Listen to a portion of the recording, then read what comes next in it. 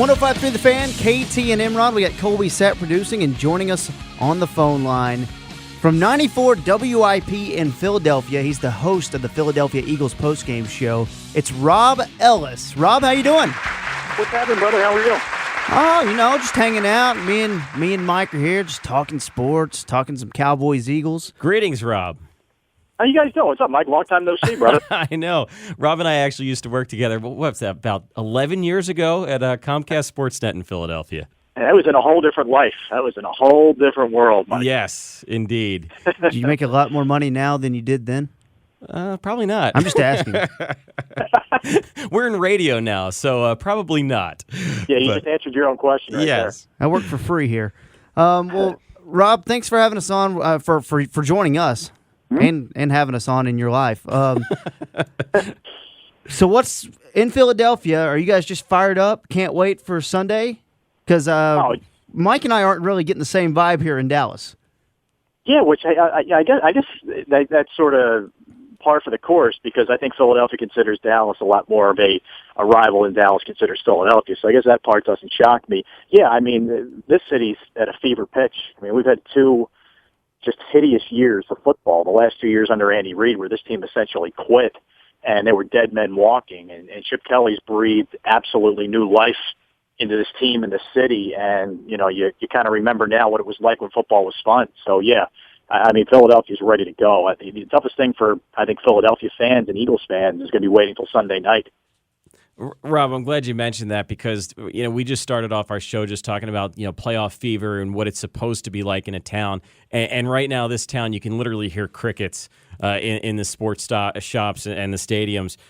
Sunday night, I'm listening to your post-game show. You and G Cobb talking about the chants. The chants at Lincoln Financial Field on Sunday night were pretty impressive, even for Cowboys fans. We want Dallas. I mean, you could literally hear it through the radio speakers and through the radio broadcast. We want Dallas. Can you just describe to the people down here the pure hatred? And you've even said this on your post-game show. You hate the Dallas Cowboys. The fans hate the Dallas Cowboys. But, Rob, tell us why. I don't get why you hate us so much. Well, I mean, look, guys, it was inbred to me from the second I was born, from my father, who still references cheap shots from the '60s, and he carries that around like a badge. But no, I mean, look, for me, a lot of it is having the America's team moniker shoved down your throat all those years. Look, and let's face it, the Cowboys have been very successful. The Eagles haven't won a Super Bowl; they haven't won a championship since 1960. So part of it is born out of jealousy of success. But a lot of it is the arrogance. Tom Landry, who was supposed to be Mr. Nice Guy, running scores up. Jimmy Johnson, how about those Cowboys? Switzer, Jerry Jones, all those kind of things, I think just wear on not just Eagles fans, but I think fans around the country. And to see the Cowboys struggle the way that they have of late has, Eagles fans have deriven a lot of pleasure out of it, let's face it. And for Eagles fans, this is the ultimate. You can close out your season at Dallas, knock them out, get yourself into the playoffs. You couldn't have written a better book than the way this thing shakes out. And to me, Rob, watching this, and we've watched it from two very close perspectives, and we're truly lucky that we've been able to enjoy that. But this has been one of the best street fights that you've ever seen, because going back 15 years, 20 years, each team has gotten a good shot in. I mean, you had the Buddy Ryan years, you had the Bounty Bowl. Then you had the Tommy Hutton fumble, but then you've had the Eagles winning 44-6, but then you've had the Cowboys winning back-to-back weeks to knock out Donovan McNabb and Andy Reid. This has been one heck of a street fight back and forth. Yeah, it's been a great prize fight. There's no question about that. And I'll tell you, I'm in the minority when I say this, but most Philadelphia fans would rather have Tony Romo playing in this game. And Yep. I'll take Kyle Orton in a heartbeat. As much as Romo gets ripped as being a choke artist and all those kind of things, I think he's a superior football player. I would much rather have Kyle Orton. So if that's the way it shakes out, I'm good. But Philadelphia fans, not only do they want their cake, they want to eat it too. I mean, they want to win, and they want Romo to fall apart. So they're looking for a little bit more than just a victory. So you're saying if Romo was the quarterback, they want Romo. You'd be licking your chops, just ready to go. Do you think, no, but that's what Philadelphia fans are saying. Yeah, because the fan base wants it all. The fan base not only wants to beat the crap out of the Cowboys, but they want to see Romo go down with the ship. Exactly. I would rather say I'll take the path of least resistance, and that's no disrespect to Kyle Orton. I just think Romo's a better player. There's a reason Romo's a starter in the NFL and Kyle Orton's a backup. You're taking the logical choice that hey, the odds are better. Yeah. You're taking the smart guy approach, not the Fishtown Tony's mindset of we want to kick the crap out of Romo. I mean that's it's funny, guys, because even if you rewind it a week before, there were a lot of Eagles fans, as crazy as it sounds, that would have preferred that the Cowboys won against the Redskins, so this game meant everything. I'm not one of them. I would rather the Redskins have taken care of business than the Eagles go out there and roll the Bears. But they just, this is the ultimate. This is the crescendo for a season that's been absolutely incredible so far. Okay, so last week the Eagles stomped the Bears on Sunday night and looked so dominant doing it. It looked like a real force, a real team to be afraid of.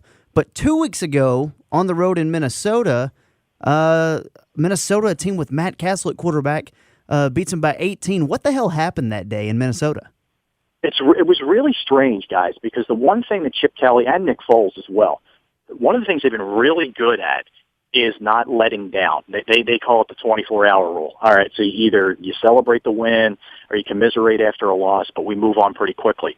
I really believe they got caught in a situation where they overlooked the team. They figured it's Matt Castle, there's no Adrian Peterson, there's no Toby Gerhardt. This is going to be a walkthrough. All we need to do is show up, which I think actually will serve them well in this game if it is Kyle Orton.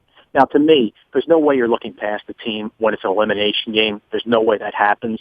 But if that was even to creep into your mind, all you have to do is go back 2 weeks and remember what happened. So it should be the ultimate lesson for them.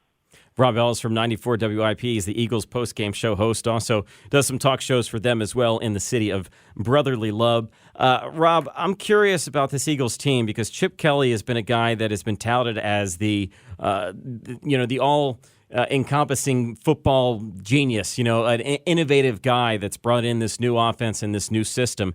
The offense you can see on the field, and yes, it's fun, it's fast, it's really dynamic. But one of the things that I'm curious about, despite Jeremy Maclin and Michael Vick, how have the Eagles been able to avoid all of those hamstring injuries, the back injuries, the pulled muscle injuries that all these other NFL teams endure week after week? What's Kelly's secret to that, and are you as shocked as I am that the Eagles have not been bit by the injury bug like everybody else? It's a great point, Mike. I think what you're seeing here is, and look, some things are just pure luck. If somebody just rolls up on you, or somebody, you have a play like Rob Gronkowski, there's nothing you can do about that. But what Chip Kelly did was he introduced sports science, and he took a vastly different approach than most NFL teams do. They're off on Mondays. They practice on Tuesdays. He gives them these health smoothies every time they come off the field. There's these deep tissue massages. He has a sports science coordinator. Not a lot of teams have those kind of things. And when you first heard that, we're all saying to ourselves, come on, man, give me a break. This stuff might work in college, but it's not going to work in the pros. Well, lo and behold, you look at how many people they have on the IR compared to other teams, and it's remarkable. Not only that, you have a guy like Trent Cole, who's been around for a long time and who typically started seasons really well, like a ball of fire, and then disappeared for the last 8 games. Well, guess what? He didn't have any sacks through the first 8 games this season, and he's been an absolute force over the last 7-8 games. So, look, as much as people were cynical of it, I guarantee you're going to see these same methods applied next year in the NFL because it's such a copycat league. Man, I've always seen Chip Kelly as such a visionary. I really mean that because I read an article, I guess 2 days ago, and it was all the NFL insiders in the league and it's tweets that they'd compiled over the last 9 months, just making fun of that hire when the Eagles doing that and saying, great job by the Cleveland Browns to dodge that hire and that he's going to run back to college. I really love Chip Kelly, but I want to ask you this: the first time the Cowboys and Eagles met up this year, obviously Nick Foles was thrown into the fire there a little bit. Does the team and the offense in general, do they just kind of see that as kind of a fluky outing from him? That was the big question because there was a lot of doubt about Nick Foles. He's not the ideal fit for what Chip Kelly wants to do in terms of being mobile and that kind of stuff. So the jury was really out for a while, even though he was putting up some pretty monstrous numbers. Then the Cowboys game came, and everybody jumped ship. Everybody. This guy's a fraud. He's not for real. Look at this game, et cetera. And I'm on the air saying, guys, let's slow down. He's had one bad game here. Let's see what happens. So not only does he play poorly in the game, 80 yards, average like 2.8 yards per throw, he gets concussed at the end of the game. So then there's another week of this whole thing against the Giants the following week where he can't play and everybody's burying him. So what does he do? He responds 2 weeks later against Oakland and throws 7 touchdowns.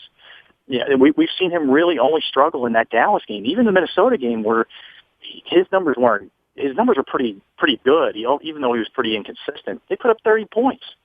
And then the next week, which was Chicago last week, I think he played about as well as he's played all season, even including the 7-touchdown game. So he's typically bounced back. He's had a hell of a year. I mean, we're talking about 25 touchdowns and 2 interceptions when you have the leading passer rating in the NFL.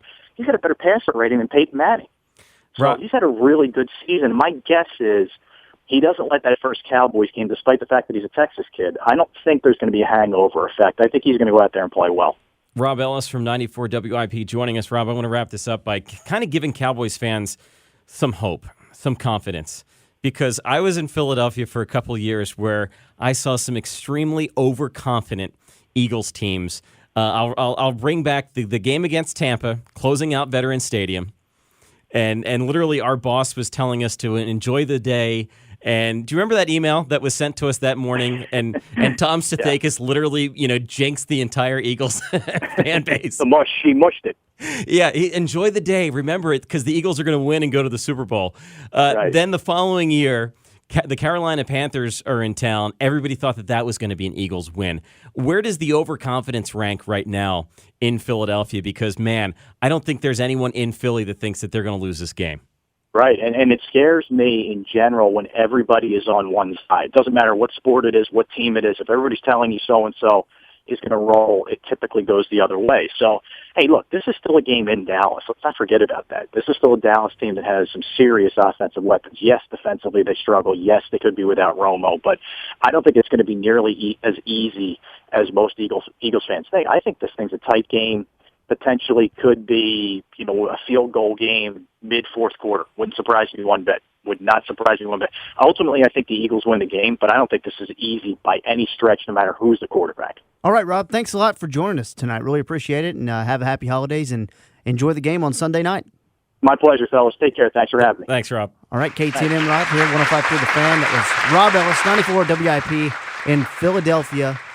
You feel better now? Feel a little bit better about the overconfidence? I feel actually really good. I feel 3 points better than I did. 3 points better. And my line's, it's waning in and out, but we'll see what happens here.